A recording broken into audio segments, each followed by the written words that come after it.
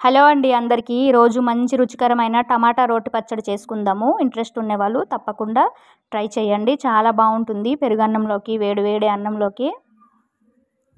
చూసారు కదా ఎంత బాగుందో. దీనికి కావాల్సిన పదార్థాలు: వెల్లుల్లి, ఎండుమిర్చి, మెంతులు, కొంచెం చింతపండు, కరివేపాకు, కట్ చేసి పెట్టుకున్న టమాటా ముక్కలు. తర్వాత ఒక ప్యాన్ పెట్టేసి కొంచెం ఆయిల్ వేసుకోవాలి. ఆయిల్ వేసుకున్న తర్వాత ఎండుమిర్చి ముక్కలు వేయించేసి పక్కన పెట్టుకోవాలి.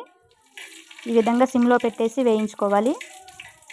ఇవి వేగిపోయిన తర్వాత పక్కన పెట్టేసి అదే ప్యాన్లో కొన్ని మెంతులు, కొంచెం కరివేపాకు వేసుకొని టమాటా ముక్కలు వేసుకోవాలి. చూసారు కదా, కొన్ని వెల్లుల్లి మంచి రుచిని వస్తుందండి పచ్చడికి. కొంచెం చింతపండు వేసేసి అలా మూత పెట్టేయాలి ఒక 5 నిమిషాలు.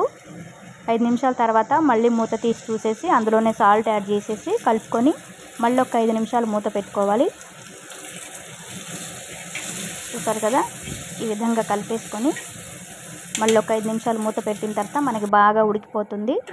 చూసారా, ఈ విధంగా ఉడికిన తర్వాత రోట్లో ముందుగా వేయించి పెట్టుకున్న ఎండుమిర్చి దంచుకోవాలి.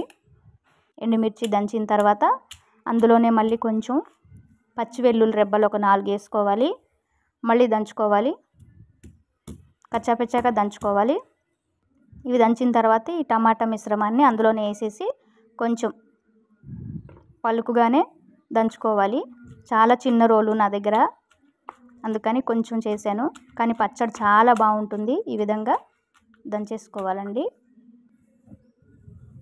చూసారు కదా, అసలు దంచుతుంటేనే వాసన మనకి చాలా బాగా వస్తుంది. అదే పెద్ద రోలు ఉంటే కొంచెం ఎక్కువ క్వాంటిటీ చేసుకోవచ్చు. నా దగ్గర చాలా చిన్న రోలు ఉంది. చూసారు కదా, అసలు చాలా బాగుంటుంది పచ్చడి. తప్పకుండా ట్రై చేయండి ఒక్కసారి. పెరుగన్నంలోకి ఈ విధంగా దంచేసుకోవాలి. కొంచెం పలుకుగా ఉంటేనే బాగుంటుంది, మరీ మెత్తగా అయితే బాగోదు. ఈ విధంగా రెడీ అయిన తర్వాత చూసారు కదా,